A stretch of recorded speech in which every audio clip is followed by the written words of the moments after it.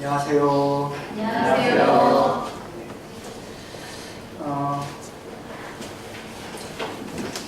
우리가 지난 몇 주간 복음이 무엇인지, 복음을 전파할 때 복음이 뭔지에 대한 얘기를 좀 했습니다.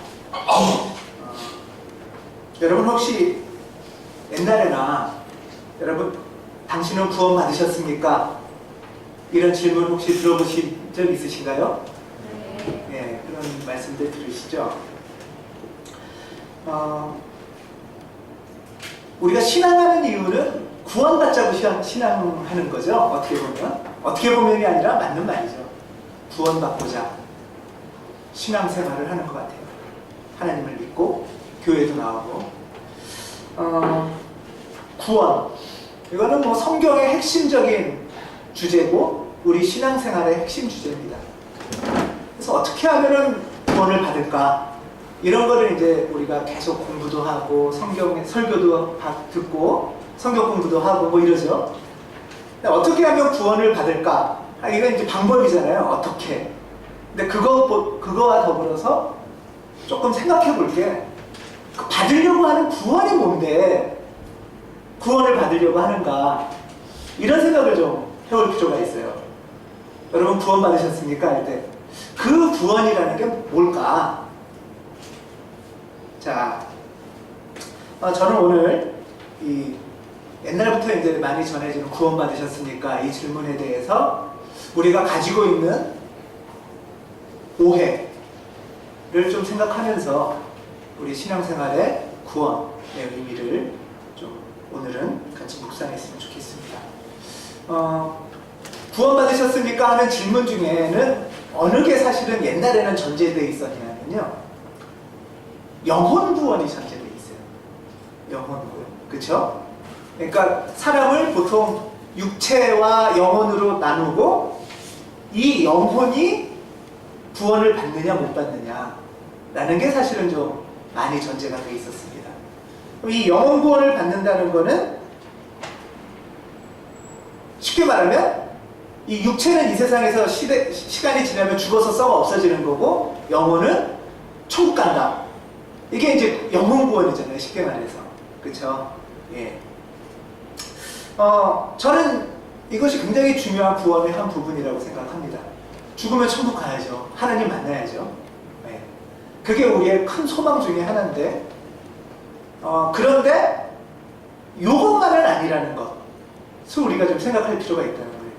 영혼이 죽어서 천국 가는 것만이 구원이냐? 그건 아니라는 거예요. 요거로만 이렇게 좁히면 어떻게 되냐면 우리가 예수 믿는 이유는 죽어서 영혼이 천국 가려고 이렇게 되는 거죠. 이 말에는 소위 말해서 이원론이라는 생각이 좀 들어가 있습니다. 이원론이라는 게 뭐냐면 두 개로 분리하는 거예요. 이 세상, 그 다음에 저 세상. 영혼은 어디로 가는 거죠? 영혼은 이 세상에 속하나요? 저 세상에 속하나요? 영혼은 저 세상에 속하죠.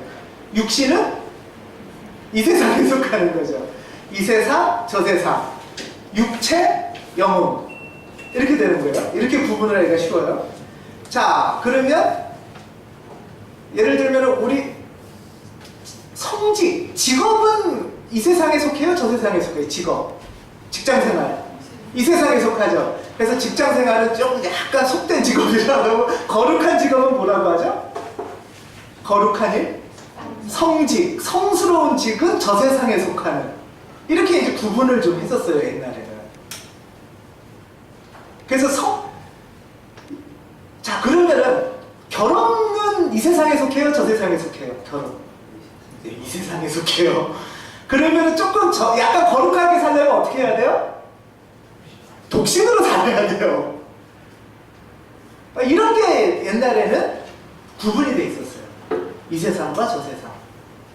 그리고 저 세상에서 우리의 목표는 그러면 이 세상이 됩니까? 저 세상이 됩니까? 기독교인들한테는 저 세상이 되는 거예요.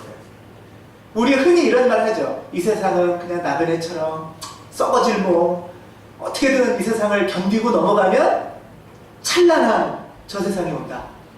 이게 이제 신앙의 목표가 되는 거죠. 그럼 이 세상은 관심을 기울여야 돼요? 별로 안 기울여도 돼요? 별로 안 기울여도 돼요. 왜? 어떻게든 참고 넘어가기만 하면 일종의 군대 생활처럼 국방부 시계 돌듯이 견디면 여기 가는 거예요. 이렇게 이 세상과 저 세상을 완전히 구분해서 기독교인이 되는 목표는 뭐냐? 저 세상에 있다. 저 세상 영원 천국에 있다. 이게 이제 소위 말하는 이원론적인 생각이라는 거예요. 네. 자, 이런 생각은 사실 서양 기독교에서 굉장히 오래된 생각입니다. 서양 기독교에서 굉장히 오래돼서 예를 들면은 그 옛날 성직자들은 결혼을 하나요, 안 하나요? 가톨릭 성직자는 결혼을 안 하죠. 결혼을 안 하는 게 조금 더 거룩한 거에 속하기가 쉽거든요. 그러고 그걸 성직이라고 부르잖아요. 성직. 그렇죠? 그러니까 우리가 이 세상에 살면서도 저 세상의 그런 것처럼 독신 생활하거나 뭔가 좀 그렇게 될수록 어떤 오해가 있냐면 이 세상 거는 별로 신경 안 쓰고 관심 안 기울이는, 그게 이제 옛날로 치면 영지주의라는 거고요. 또는 어거스틴이 말하는 것에 영향을 받았어요. 그래서 기원 후 한 400년, 500년 이후에 서양 역사에서 1000년 가까이 이런 생각이 있었어요. 사실 종교개혁, 개신교가 있는 종교개혁은 이 생각을 부시는 게 종교개혁이에요. 개신교는 이 생각을 부수는 작업을 한 사람들이에요. 그래서 성직자들이 결혼하나요, 안 하나요? 개신교 목사들은 하죠. 개신교 목사는 결혼을 하는 거예요. 또 만인 사제장이라고 해서 이제는 세속적인 이 세상의 직업도 거룩한 일이다. 그렇죠. 개신교에서는 사실 영혼 분리가 되면 안 돼요. 이 세상 저 세상이 분리되면 안 돼요. 그게 잘못됐다라고 말하는 게 개신교거든요. 그렇죠. 예. 그런데 이런 어떤 성속의 분리, 그리고 이 세상은 좀 썩어 없어질 건 나그네, 본향, 이런 생각이 근데 개신교 속에도 계속 이어졌습니다. 그래서 청교주들도 이런 생각을 하고, 또 뭐 근본주의라고 할까? 이런 생각들도 이런 영혼 구원, 이 세상, 저 세상. 그래서 예수 믿는 거는 저 세상 영혼 구원을 위한 것으로 많이 생각을 하기가 쉽습니다. 이런 생각이 우리나라에도 한국 기독교에 한 1930년대에 쫙 퍼졌어요. 1930년대부터. 오히려 한국 초기의 개신교는, 기독교는 그러지 않았어요. 한국 초기 기독교 선교사들은 들어와서 무슨 일을 하셨죠? 병원 짓고, 학교 짓고. 그게 뭐예요? 이 세상에 저 세상에. 이 세상에서 건강도 지키고 학교 공부도 하고, 오히려 어떻게 하면 이 세상에서 그런 하나님 사업을 할까 하는 마음들이 있었는데 1920년대 30년대 넘어가면서 오히려 저 세상에, 이 세상은 썩어질 거, 희망도 없고 계획해도 잘 안 되고 포기하면서 저 세상 신앙이 한국 기독교에 쫙 퍼지기 시작했어요. 뭐 그런 데는 물론 여러 이유가 있습니다. 그만큼 일제의 그 고통이 너무 컸던 것도 있고, 이 세상에 그래서 소망이 별로 없었던 거죠. 아무튼 그렇게 한국 기독교에 1930년대 이후에 저 세상에 대한 관심이 퍼지면서 세상 일, 그냥 직업은 어쩔 수 없이 먹고 살면서 하지만 정말 이 세상을 잘 살게 하는 거에 대해는 관심을 기울이면 안 된다 라는 게 1930년대 이후에 40년, 50년, 60년 퍼지기 시작을 했어요. 그게 정교 분리라는 이름으로 퍼지기 시작했어요. 정교 분리가 뭐냐 하면 이 세상에 관한 일이 뭐예요? 정치. 저 세상에 관한 일은 종교, 신앙. 기독교인들은 이 세상 일, 정치 이런 건 신경 쓰지 마. 저 세상 일만 관심 가져. 이렇게 되기 시작을 한 거예요. 그래서 저 세상 일만 관심을 가지니까 이 일제시대 때 기독교인들이 독립운동에도 별로 관심 안 가지고 40년대 이후에 뭐 나라가 어떻게 되는 거에도 별로 관심을 많이 안 가지고 저 세상 일에만 관심을 기울인 거예요. 그리고 예수 믿는 이유는 저 세상에 갈 때 영혼 구원되는 게 어떤 거냐, 그거에만 관심을 갖기 시작을 했어요. 이게 바로 이 세상 저 세상, 육체 영혼, 결혼 생활, 독신 생활. 이런 식으로 이원론적으로 나눠진 사실은 좀 그러면서 이렇게 협소해져 버렸어요. 기독교에 관심은 보다 여기밖에 없어졌다. 이것만 갖는 게 기독교 신앙생활의 목표다. 이런 식으로 좁아진 거예요. 심하게 말하면 부부의 결혼 생활하고 부부 사이에 성생활, 부부관계를 하는 것도 이 세상 거예요. 그래서 그것도 아주 금욕을 해야 되고 육체도 금욕을 해야 되고 이게 청교도에서도 많이 있었죠. 부부관계, 부부생활을 하는 이유는 그냥 자녀 출산 그런 식으로 아주 협소해져 버린 거예요. 자, 그랬는데 이게 1960년대 이후로 조금 달라집니다. 사실 이 생각은 1930년대부터 60년대까지는 한국에 쫙 퍼진 생각이었어요. 자, 여러분들 그런데 60년대 이후로 한국에서 아주 엄청난 주류 교회가 된 데가 있습니다. 어딘지 아시나요? 예, 여의도 순복음교회죠. 여러분, 여의도 순복음교회, 순복음 신앙이 우리나라에 왜 이렇게 쫙 퍼졌는지 아십니까 혹시? 왜 많은 사람들이 여의도 순복음교회 신앙을 그렇게 사모하고 여의도 순복음교회에 이렇게 달려갔는지 아십니까? 예. 여의도 순복음교회가 거의 최초로 우리나라에서 저 세상, 예수 믿으면 저 세상만 관심 기울여라, 예수 믿으면 저 세상에서만 천국 간다, 예수 믿으면 저 세상에서만 복 받는다고 했던 거를 아니다. 예수 믿으면 저 세상만이 아니라 이 세상에서도 복 받을 수 있고 이 세상에서도 잘 살 수 있고 이 세상에서도 행복할 수 있다라고 얘기한 교회가 순복음교회예요. 여의도 순복음교회 이전에는 영혼 구원이라는 게 저 세상만 관심이 있었어요.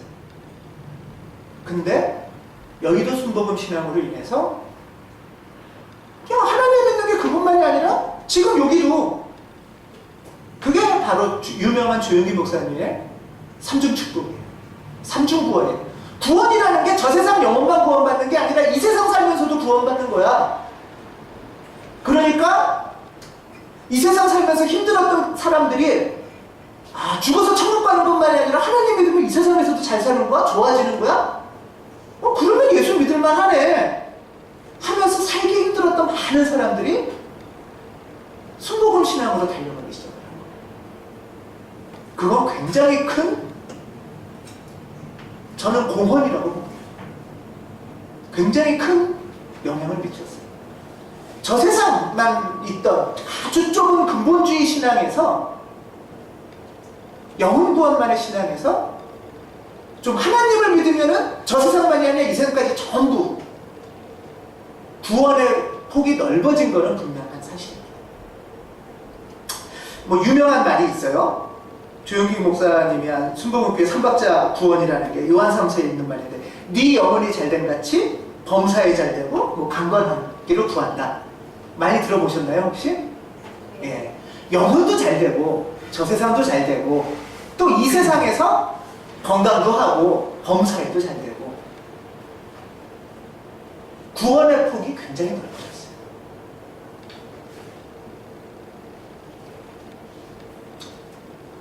그래서 1960년대까지 한국 사람들이 정말 일제시대 이후 일제에서 해방됐지만 토지개혁이 잘못돼서 땅도 없고 농사도 못 짓고 가난하고, 근데 한국전쟁이 일어나서 전쟁 피해 당하고 60년대에도 보릿고개 겨우겨우 그냥 굶주리고 이러던 사람들이 예수 믿으면 이 세상에서도 건강하고 잘 살 수 있단다.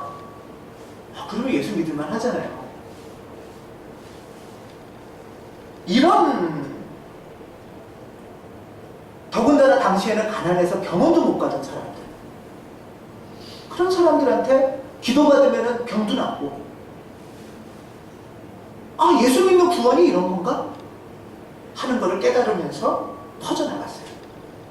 이런 어떤 소위 순복음식의 저 세상만이 아니라 이 세상도 긍정하는 신앙, 거기다가 70년대에 하면 된다, 잘 살아보자, 이런 생각이 합쳐져서 엄청난, 이건 아마 앞으로도 당분간은 계속 세계 교회사에 남을 역사적인 사건이 생기는데 1993년도에 이제 크리스천 월드라는 세계 이제 거기서 발표한 거에 의하면요. 이제 크기로 봤을 때 크기로 세계 50대 교회가 있어요. 5개 아니고 50대. 크기로 봤을 때 세계 50대 교회 중에서 세계에서 제일 큰 교회가 어딜까요? 네, 여의도 순복음교회예요. 한국에 기독교가 들어오고 개신교가 들어온 지 100년 만에 세계에서 제일 큰 교회가 여의도 순복음교회 1위예요. 1위. 그럼 세계에서 제일 큰 교회 2위는 어딜까요?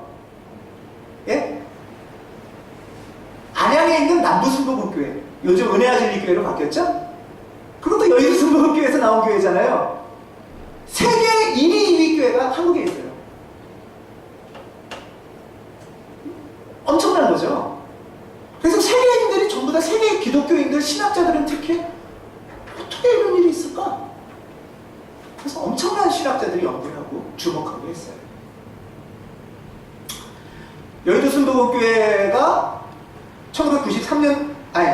1993년도에 나온 기준으로 의하면 당시 여의도 순복음교회 교인이 몇 명쯤 되실 것 같으세요? 예? 60만이랍니다. 60만. 예. 동탄, 화성 다 합쳐서 인구가 몇 명 될 것 같으세요? 화성시 인구가?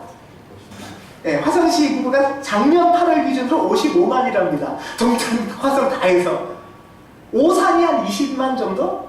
그러니까 오산에서 다 합친 게 여의도 순복음교회 교인이에요. 거기다가 남부 순복음교회까지 합치면 70만, 80만. 엄청난 거죠.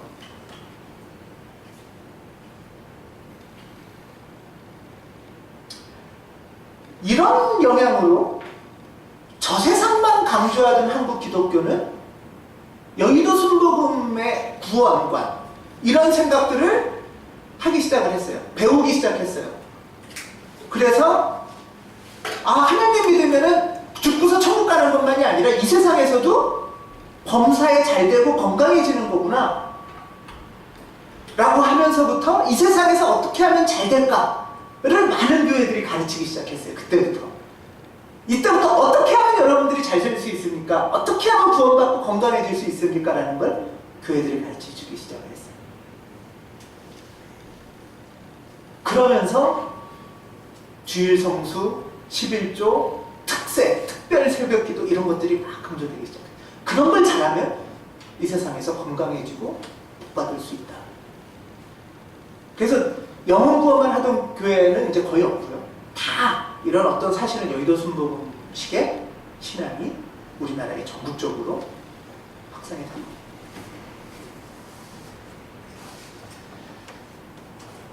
저는 여의도 순복음교회가 죽으면 천국 간다 해서 그치지 않고 하나님을 믿고 구원받는 거는 우리가 지금 살고 있는 거랑도 상관이 있다 라는 걸로 넓힌 거는 굉장히 중요한 기여를 했다고 생각합니다.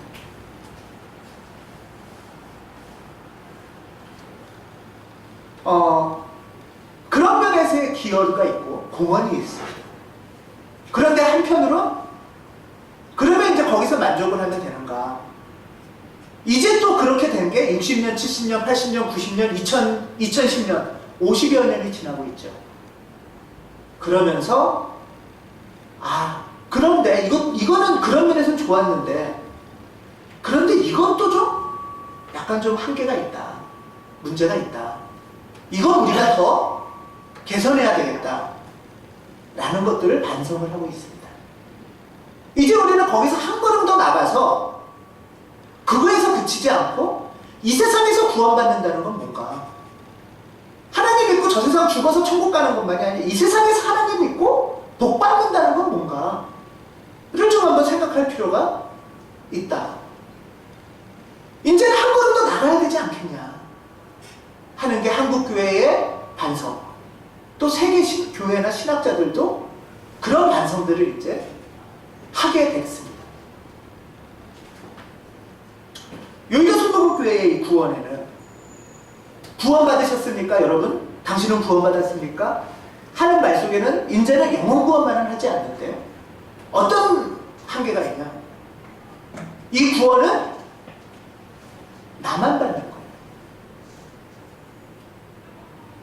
내가 받느냐 못 받느냐는 것만 온 관심이 집중되어 있어요.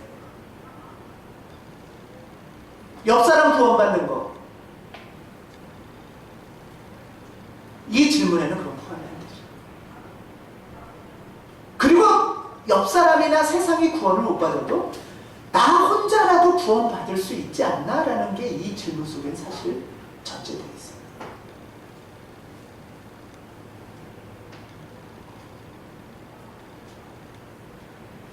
그래서 이제 이 세상에서 구원을 받고 이 세상에서 복을 받지만 내가 받는 거죠. 어떻게 하면 이제 내가 그 복을 받을까? 그로만 개인적으로만 구원받는 것. 이런 면에서 우리는 좀 생각을 오늘 좀 해볼 필요가 있다고. 자,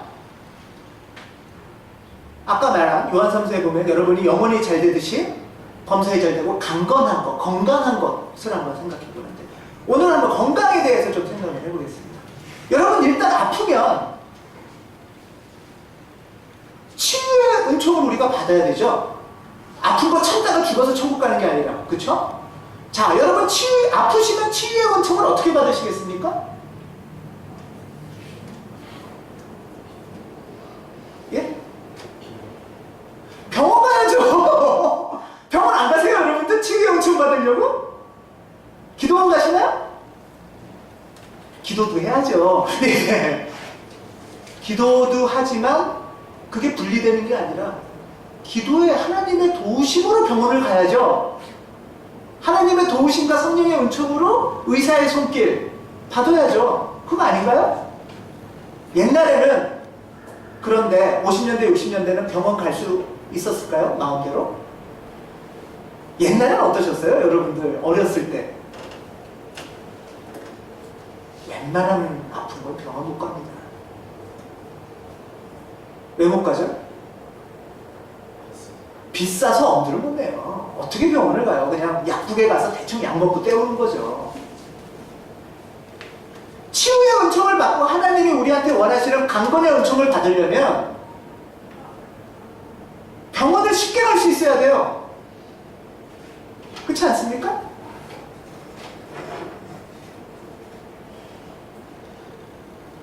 자, 그때 그럼 하나님 저 병원 자주 가고 건강검진 잘 받고 쉽게 가기 위해서 저한테 돈 많이 벌게 해주세요 라고 할 수도 있습니다.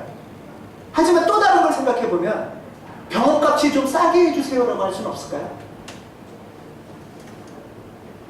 병원비가 좀 싸게 되고 병원이 우리 집에서 좀 가까워지게 되면 나만이 아니라 많은 사람이 강건한 은총을 받을 수 있잖아요. 사실 그 정신으로 국민의료보험이 생긴 거죠. 그쵸? 예, 나만 건강한 축복받는 게 아니라 온 국민이 최소한 가난해도 기본적인 건강의 축복을 나누어 갖기 위해서 하나님의 축복을 좀 나눠주기 위해서 생긴 게 국민의료보험이죠. 예. 이게 더 확장되면 특히 도시는 좀 괜찮은데 농촌, 시골에는 병원이 너무 멉니다. 거의 없죠.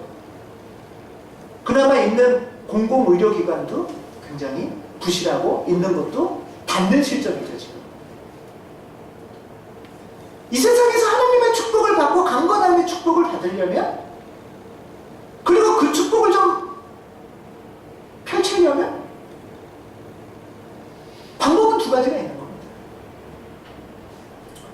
저는 물론 요즘 이 의료비에 관련해서 생각하면은 언론에서 그러면 국민의료보험을 좀 많이 확충을 하면 되는데 국민의료보험을 확충하려면 보험료를 좀 내야 되잖아요.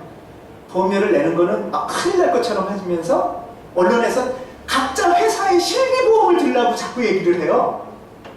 어떤 게 더 좋은 걸까요? 회사의 사기업 보험을 드는 거와 국가 전천보험을 드는 거.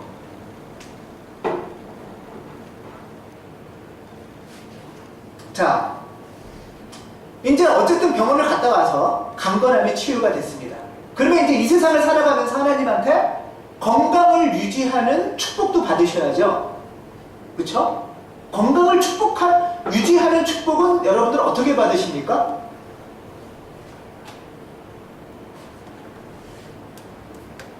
어떻게 받으시죠, 여러분들? 예? 예? 예? 잘 먹고. 예, 잘 먹어야지 건강하지요. 자, 화학비로 팍팍 넣고 성장 촉진되는 고기를 잘 먹는 게 건강해지십니까? 아니면은 유기농 농산물과 그런 것들을 먹는 게 강건의 축복을 받을 수 있으십니까?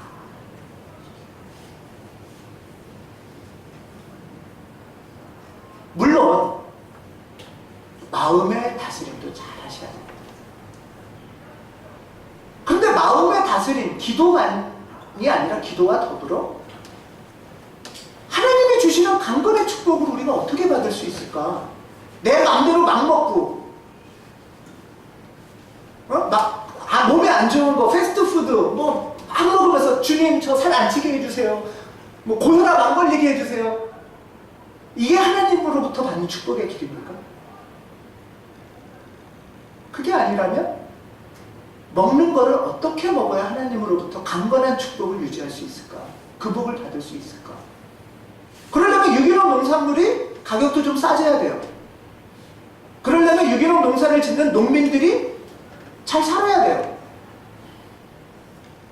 우리의 강건한 축복을, 그리고 우리의 생명을 지키는 분들은 군인이 아니고 농사꾼들이에요. 나의 건강을, 나의 생명을 지키는 게 군인일까요? 농민들일까요? 휴대폰일까요? 농민들일까요?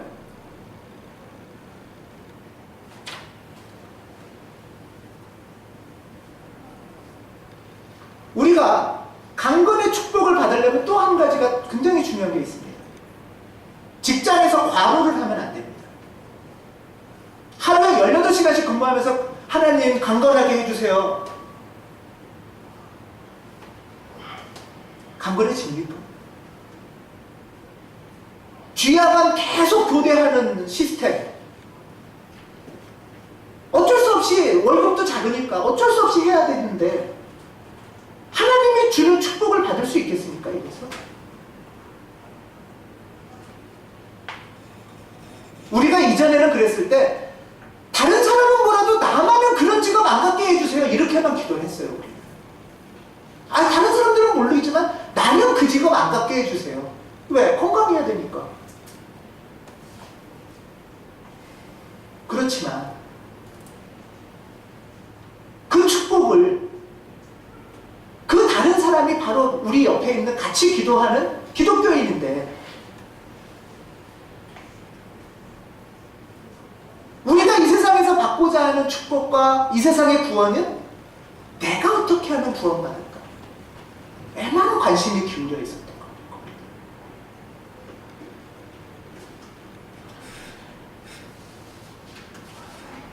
혹시 2007년에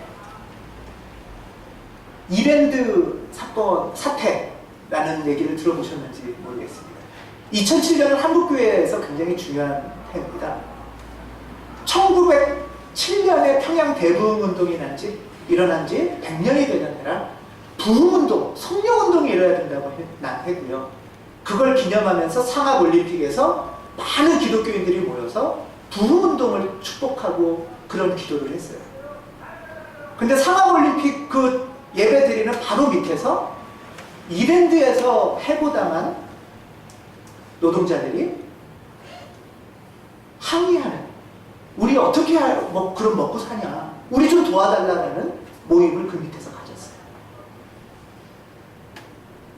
다른 회사는 몰라도 이랜드는 우린 기독교인 회사입니다 라고 분명하게 밝히고 시작한 회사였거든요.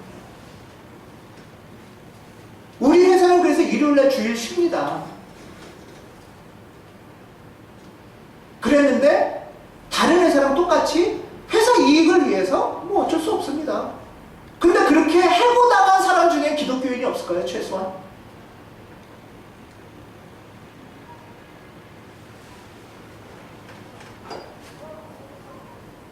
우리가 같은 회사에서 근무하면서도 사장도 기독교인이고 직원도 기독교인인 경우가 있잖아요. 믿는, 그리고 같이 구원받자고 기도하는,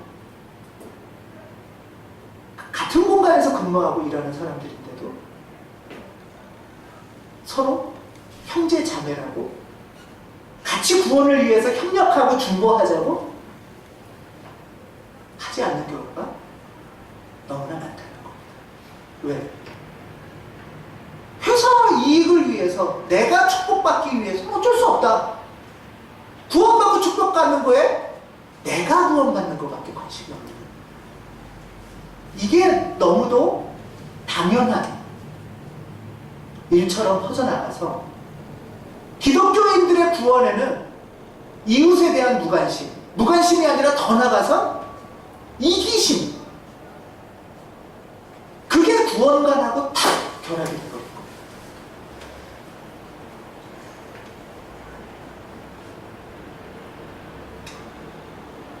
2007년 이후에 기독교인이 아닌 사람들이 교회에다 기독교인들이 더하다라는 소리들을 심하게 하기 시작을 했어요. 기독교인들이 더 이기적이다 라는 말들이 이제는 아주 공개적으로 나오기 시작했어요. 오늘 누가복음의 본문에 보면 삭개오라는 사람이 나옵니다.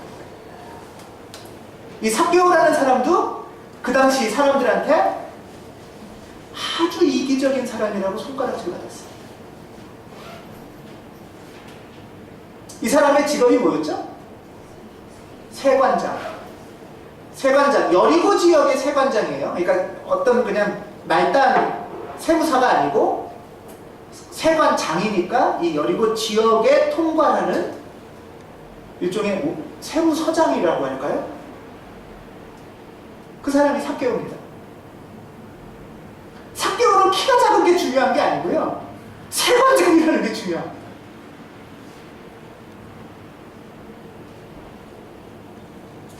우리 일제시대로 치면 삭개오는 일제시대의 군수나 경찰서장을 정도로 한 사람이에요. 조선인인데, 자, 조선인들한테 어떻겠습니까? 손가락질을 받는, 아이고 차라리 일본 놈이 그러면 차라리 낫겠다, 이런 손가락질을 받았어요. 오늘 누가복음에 보면 삭개오는 여리고 지역의 세관장이고 또 하나 부자라고 나와요.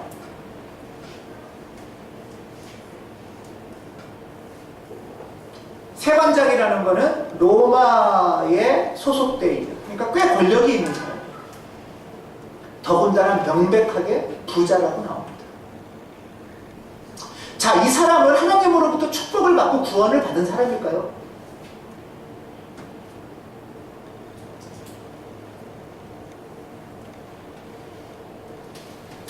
삭개오는 예수님이 오신다는 소식을 듣고, 아, 예수님을 만나봐야겠다 하고 달려나갔습니다.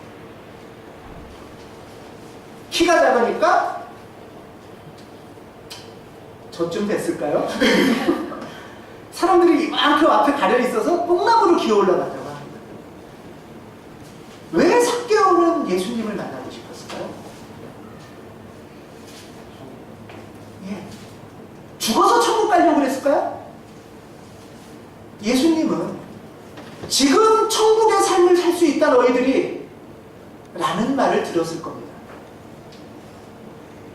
삭개오는 그러면 거꾸로 말하면 뭐예요? 세관장, 권력이 있어요. 부자예요. 그런데 천국 삶을 스스로 못 살고 있는 거예요. 삶이 행복하지 않고 사람다운 삶을 산다는 생각을 못하는 거죠. 비록 권력도 있고 돈도 있는데, 나 이 세상에서 천국 삶 살아보고 싶다, 하나님 나라 삶 살아보고 싶다, 다른 말로 하면 뭐예요? 구원받고 싶다 하는 갈망이 있었어요. 그러니까 예수 오신다는 소식에 나간 거죠.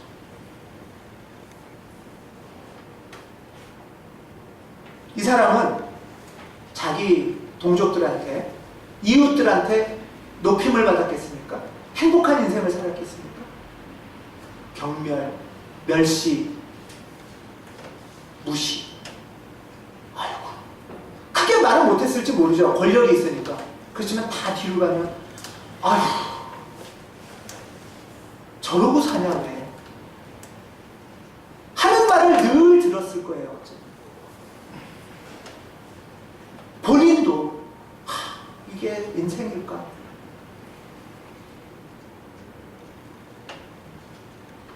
그런 마음에 예수를 만났는데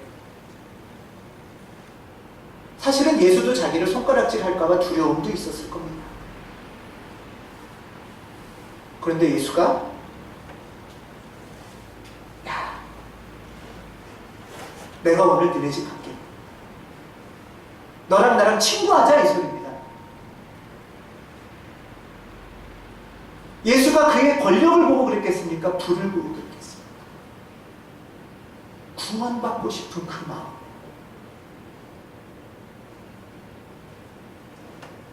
그 마음이 예수님을 모시게 한 거죠.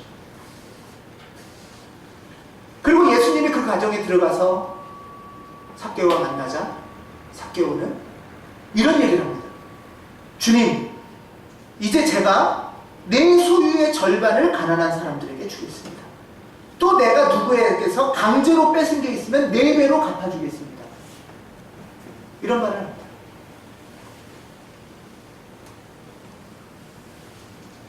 이 땅에서 예수를 만나고 구원이 이루어지는 장면입니다.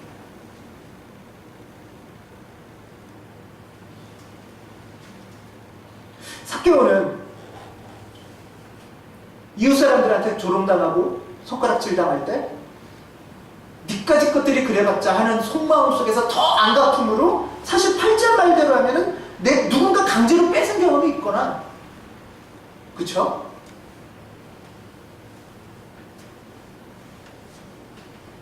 니까지 것들이 나 무시해? 하면서 더 뺏었을 거예요. 어쩌면 더 안갚음을 하고 복수하면서 살았을지 모르고, 그러면서도 행복하지 않은 삶.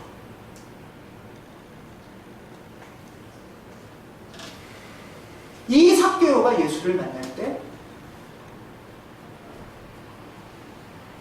기뻐서 라는 말이 나옵니다. 사람들은 다 자기 무시하고 손가락질했지만 예수는 구원받고 싶은 이 삭개오의 마음을 보시고 인격적으로 만나시고 이 세상에서 하나님 나라 천국 삶을 살고 싶은 마음을 보신 거죠. 그 첫 번째가 삭개오를 구원으로 이끌었어요. 그러자 삭개오가 조금 전처럼 내 소유를 나눠주겠습니다. 강제로 뺏은 거 돌려주겠습니다. 삭개오의 구원이 일어나니까 삭개오한테 억울하게 당했던 사람들은 어떻게 됩니까? 그 이웃들이 행복해지고 그 이웃들도 구원을 받기 시작을 하는 거예요. 자, 여러분들, 한 명이 예수를 믿고 한 명이 구원을 받겠다고 하고 한 명이 천국 삶을 살면 그냥 너 잘났다, 이게 아니고 돌려주면 이 사람도, 억울했던 사람들, 강제로 뺏겼던 사람들도 야, 삭개오 예수 믿으니까 좋구나, 삭개오 예수 믿으니까 구원받으니까 좋구나, 야, 이거 우리도 구원이네, 이런 구원이 펼쳐지는 거예요. 또 세 번째는, 여러분 아버지가 삭개오였다고 생각해 보세요. 그 집이 행복했겠습니까? 늘 안갚음하고 뺏고 또 괴로워하고 그 가족도 고통이었을 거예요. 삭개오의 회개로, 삭개오의 구원으로 세 번째의 구원은, 첫 번째의 구원은 삭개오 자신의 구원이라면, 두 번째의 구원은 그게 이웃으로 퍼져나갔다면, 세 번째의 구원은 오늘 본문에 삭개오야, 오늘 너의 집이 구원을 받았다. 집안과 가족이 구원을 받는 그런 일이 생기는 거예요.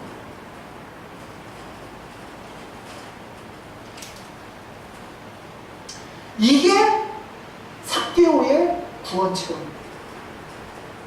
이게 구원이라는 거예요.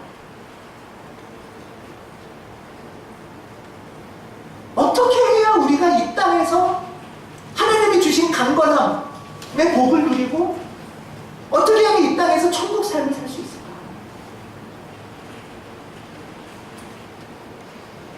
오늘 이 삭개오의 말씀 속에 깊은 답이 있습니다.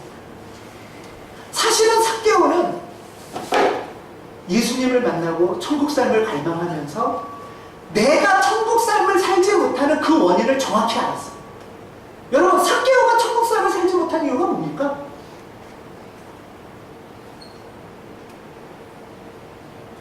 바로 불의한 권력과 부였어요. 예수를 만나는 순간 그걸 깨닫고 그걸 돌려주겠다고 하는 거예요. 그게 내 구원을 가로막고 가족 구원을 가로막고 이웃 구원을 가로막은 거를 예수를 만나면서 알게 된 거예요. 예수를 믿는다, 구원을 받는다라는 거는 그냥 많은 사람이 있는데 그 중에 나만, 하나님이 나만 기뻐해서 이렇게 쏙 뽑아가는 그런 구원까지 가요. 예수를 한 명이 믿으면 그 가족 전체가 행복해집니다. 그래야 예수를 믿는 겁니다. 직장에 예수 믿는 사람이 한 명 있으면 그 직장이 행복해져야 됩니다. 이 나라에 교회가 있으면 이 나라에 국민들이 행복해져야 됩니다. 법이 바뀌어야 되고. 그래서 예수를 안 믿는 사람까지도 예수 믿는 사람 덕분에 우리까지 구원을 받는구나. 예수 믿는 교회들 덕분에 우리까지 천국 삶을 누리는구나. 이게 예수께서 가르치시는 구원의 뜻입니다. 오늘 바울은 빌립보 교회에게 그래서 이런 말을 합니다. 여러분, 더욱더 순종하여서 두렵고 떨리는 마음으로 구원을 이루어 가십시오. 예수 믿고 나 죽어서 천국 가. 됐어. 이제 마음대로 해도 돼. 구원은 이런 거랑은 좀 다릅니다. 이제 예수 믿었으니까 예수님 나 무조건 좀 잘해주세요. 다른 사람은 어떻게 되든 구원은 이런 거랑은 다릅니다. 천국 삶, 복음의 삶을 정말 열망하고 정말 천국처럼 이 세상에서 살고 싶을 때 나를 만나 주십시오. 예수님 깨닫게 해주시고 천국 삶을 살게 해주십시오. 나로 인해 우리 가족이 구원받게 하시고 나로 인해 이웃이 구원받게 해주십시오. 이 구원을 위해서 날마다 하나님 사랑, 이웃 사랑에 순종하게 하시고 구원을 점점 더 넓게 이루어가게 해주십시오. 이게 그리스도 예수께서 우리에게 명하신 너희가 온 세상에 나가서 만민에게 복음을 전파하라 라는 의미라고 믿습니다. 여러분, 하나님을 더욱 깊이 사랑하시고 그 사랑으로 말미암아 이웃을 더욱 깊이 사랑하셔서 여러분의 가정에 천국 삶을 이루시고 여러분의 직장, 이웃에게 하나님의 나라를 빛으로 보이시는 구원을 이루시는 복을 누리시길 주님의 이름으로 축원합니다. 아멘. 기도하겠습니다.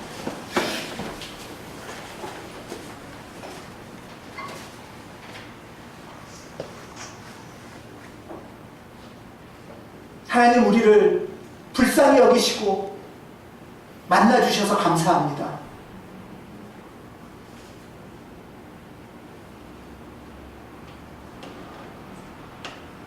죄인 같은 우리, 연약한 우리, 어그러진 우리, 이기적인 우리를 주님이 돌아보아 주셔서 감사합니다. 주님, 우리가 이 땅에서부터 천국 삶을, 복음의 삶을 누리고 싶습니다. 비록 우리가 삭개오처럼 부족하고 삭개오처럼 이기적이었고 삭개오처럼 욕심이 많았을지라도 예수 그리스도께 달려가오니 우리를 만나 주시옵소서. 주님의 만나심으로 말미암아 우리가 천국 삶을 누리는 길을 깨달아 알게 하시고 주님 덕분으로 그 실천을 이루는 우리 되도록 도와주시옵소서. 우리를 구원의 길로 부르신 고마우신 우리 구주 예수 그리스도 이름으로